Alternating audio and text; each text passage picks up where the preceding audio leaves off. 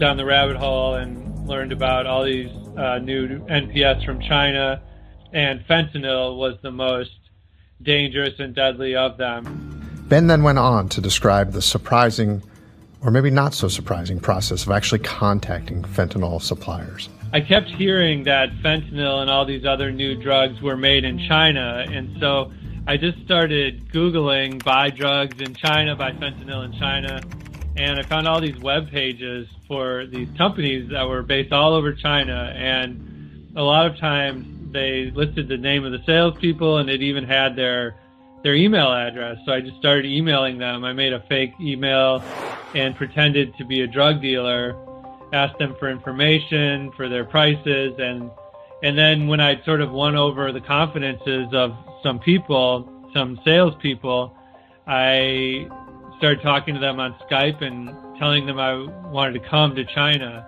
And I also talked to some lab owners, and they said they would be happy to show me their facilities. And so I made these contacts, I booked a flight to China, and I started meeting with these people.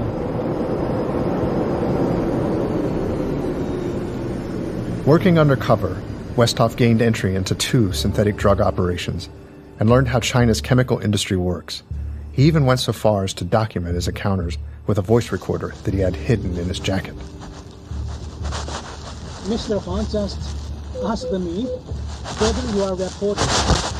Whether I'm a reporter? Yeah. No. It was very nerve-wracking. I guess what I took a little bit of comfort in was the fact that these aren't cartels that are operating the synthetic drug trade in China. It's not like Colombia or Mexico.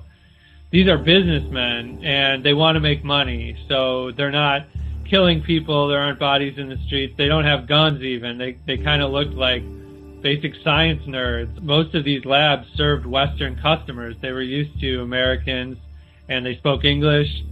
And I asked to see the facilities, and they showed me around. There was one lab, it was outside of Shanghai, and I met the lab owner at a train station in Shanghai, and he spent the first half of the day vetting me, and he took me to lunch, and he wasn't sure if he could trust me. He kept asking if I was a journalist, but eventually I won him over, and he agreed to show me his lab. We drove way out to the countryside, and he took me to what looked like just a typical office park. There was a fountain out front and kind of a new construction building, and he took me upstairs and showed me the labs. Okay, yeah, those are some giant tubes. Okay, so how long have you had the lab? How many years? 5 years. 5 years, okay. They were making huge quantities of these different types of fentanyl, and it was a fairly small operation. There were only 5 or 6 employees, but the quantity of drugs they were making was huge, and they showed me all these baggies that they had ready to ship out in 1 kilo quantities, which is a huge amount. It was very kind of like a Breaking Bad sort of moment to see all this industrial-sized glassware. I left, and I didn't place an order or anything. No money was exchanged, no drugs were exchanged, but it was very eye-opening to see the operation. One word of note. You'll soon hear Westhoff discuss his travels to Wuhan, China. This was before the coronavirus pandemic.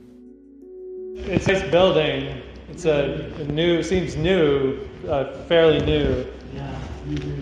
So do you have many people working here? No, Only 4.